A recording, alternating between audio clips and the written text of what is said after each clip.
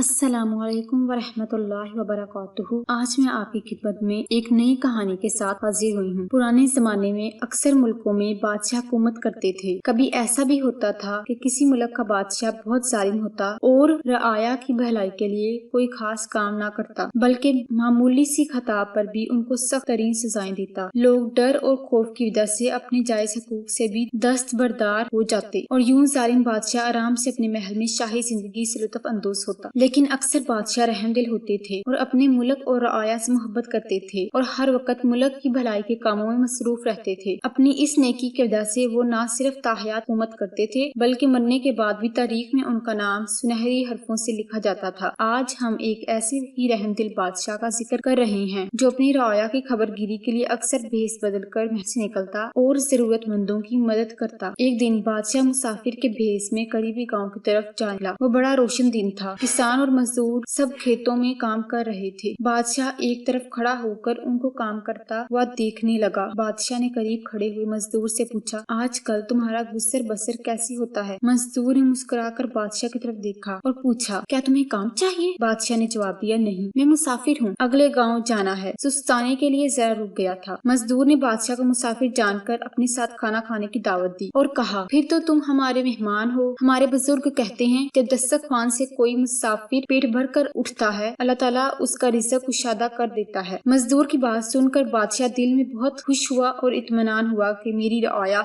गरीब जरूर है मगर कुशादा दिल की मालिक है, और अल्लाह का शुक्र गुजार हुआ कि अल्लाह ने उसको ऐसे मुल्क और अवाम से नवाजा है। बादशाह ने फिर सवाल किया, आजकल तुम्हारी गुजर बसर कैसे हो रही है? मजदूर बोला, गरीब आदमी हूँ, मेहनत मजदूरी करता हूँ, शाम को 4 रुपये मजदूरी के मिलते हैं, अल्लाह का शुक्र अदा करता हूँ और इसमें से 1 रुपया मैं अपने ऊपर खर्च करता हूँ और दूसरे रुपए से अपना कर्ज उतारता हूँ, तीसरा रुपया मैं उधार देता हूँ और चौथा रुपया कुएं में डाल देता हूँ। बादशाह मजदूर की बात सुनकर सोच में पड़ गया और पूछा कि जब तुमने कर्ज अदा करना है तो फिर 1 रुपया कुएं में क्यों फेंक देते हो और अपने कर्ज की अदायगी छोड़कर किसी दूसरे को कर्ज क्यों दे देते हो? ये सुनकर मजदूर मुस्कुराया और बोला, अरे नादान मुसाफिर, 1 रुपया मैं अपने माँ बाप को देता हूँ क्योंकि बचपन में उन्होंने मेरी परवरिश की और मुझे पाल पोस कर इस काबिल किया। उनका ये कर्ज अब मैं अदा करता हूँ और ये मेरा फर्ज भी है। दूसरा रुपया जो मैं कर्ज देता हूँ दरअसल वो मैं अपने बच्चों पर खर्च करता हूँ। जब वो बड़े हो जाएंगे और मैं बूढ़ा, तब वो मेरा ख्याल रखेंगे और यूँ अपना कर्ज उतारेंगे। तीसरा रुपया मैं कुएं में डाल देता हूँ, यानी ये रुपया मैं खैरात करता हूँ, उसका फायदा मुझे दूसरे जहान में होगा। हो सकता है इस छोटी सी नेकी के सिले में अल्लाह मुझे बड़ा अजर दे दे। मजदूर की बात सुनकर बादशाह बहुत हैरान हुआ और उसकी अक्लमंदी की दिल ही दिल में दाद देता महल में लौट आया। अगले दिन बादशाह ने अपना आदमी भेजकर उस मजदूर को दरबार में तलब कर लिया। डरता कांपता मजदूर जब बादशाह के दरबार में हाजिर हुआ तो बादशाह को देखकर पहचान गया। बादशाह ने मजदूर को हुक्म दिया कि वो अपनी आमदनी और खर्च के बारे में कल जो कुछ तुमने मुझे बताया था वो मेरे वजीर को भी बताओ। मजदूर ने अपने 4 रुपए का हिसाब जब वजीर के आगे पेश किया तो बादशाह की तरह वजीर भी थोड़ी देर के लिए सोच में पड़ गया। बादशाह ने वजीर से मजदूर की बात का मतलब पूछा। दरअसल बादशाह अपने वजीर की जहानत को आजमाना चाहता था। वजीर इस फौरी शाही हुक्म पर घबरा गया और उसको कुछ समझ में नहीं आ रहा था। वजीर ने बादशाह से इस मुअम्मा को हल करने के लिए चंद दिन की मोहलत मांगी। बादशाह ने वजीर को 2 दिन की मोहलत दे दी और उसके साथ ही मजदूर को तायद कर दी कि वजीर को इसके बारे में कुछ नहीं बताना। हाँ, ये हो सकता है कि जब तुम मेरा मुंह 100 बार देख लोगे तब तुमको वजीर को बताने की इजाजत होगी। बादशाह को यकीन था कि किसी सूरत भी मजदूर इन 2 दिनों में 100 बार दरबार में नहीं आ सकेगा। बादशाह ने मजदूर को शाही मेहमान खाने में ठहरा दिया ताकि वजीर की पहुंच उस तक ना हो सके। वजीर ने बहुत सोच विचार की मगर मजदूर की बात का कोई वाज़ेह जवाब उसके जहन में नहीं आ रहा था। वक्त बहुत कम था। आखिर वजीर के जहन में आया कि मजदूर को कुछ लालच देकर इस मुअम्मा का हल बताने पर आमादा किया जा सकता है। अगली रात को वजीर शाही मेहमान खाने में मजदूर से बहुत राज़दारी से मिला और उससे इल्तिजा की कि अगर मैं इस सवाल का दुरुस्त जवाब ना दे सका तो मैं बादशाह की नजर में गिर जाऊंगा और वजीर की मनसब से भी हटा दिया जाऊंगा और हो सकता है कि इसके अलावा कुछ और सजा भी भुगतनी पड़े। मेरी परेशानी का ख्याल करो। मजदूर ने बहुत पसो पेश की। आखिर एक शर्त पर मजदूर बताने पर आमादा हुआ कि अगर वो वजीर उसको 100 अशरफियां दे तो उसका हल बता सकता है। वजीर ने 100 अशरफियों से भरी हुई थैली मजदूर को दे दी। इतनी सारी अशरफियां देकर मजदूर बहुत खुश हुआ।